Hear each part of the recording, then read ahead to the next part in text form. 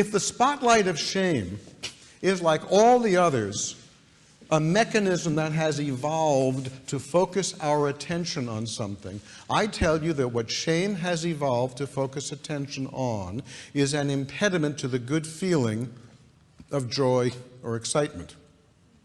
Now, it turns out, empirically, that most of the experiences of interest and joy that get impeded have to do with social joining.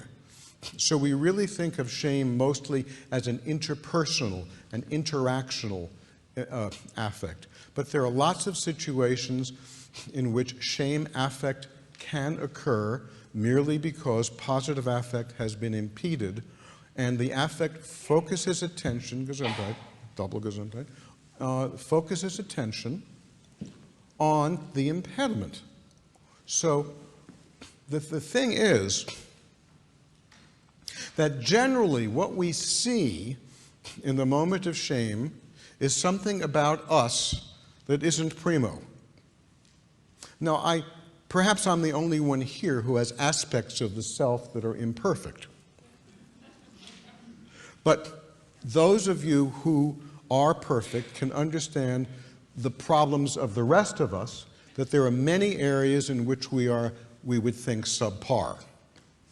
I saw a wonderful thing on one of the evening magazine shows about 20 years ago. The interviewer interviewed a number of young men and women. For example, how were they pleased with their bodies? Aristotle said, nobody above 80 has any shame. It's an interesting observation. You don't really give a shit. You know? Well, there was a boatload, actually a boatload of professional models, women, in Miami, and they all had these stick figures and so on. And you ask them, are you pleased with your body? Well, I have a little too much here, or my tummy's not perfect. And then you would find men and women who were grossly obese, in their 70s, sitting on the beach. Are you pleased with your body? Oh, yeah. Isn't that fascinating? So that a lot has to do with what expectations do we have of ourselves that let us define qualities that have to do with shame. It happens, however, that of all the spotlights, the one we want the least to deal with is the spotlight of affect shame. And what we do is we go through a brief moment in which we feel, awful, it hits you, and then we have to decide, are we going to pay attention to what shame has revealed? Nuh-uh.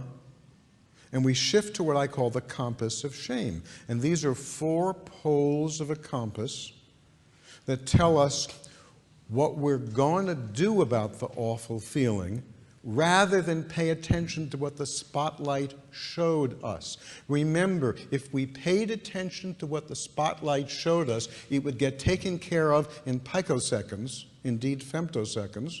That's briefer. But we don't. We don't look at reality. We're not terribly good at that, we humans. What we do is we try to avoid shame, and we go through any of these 4 poles of the compass of shame.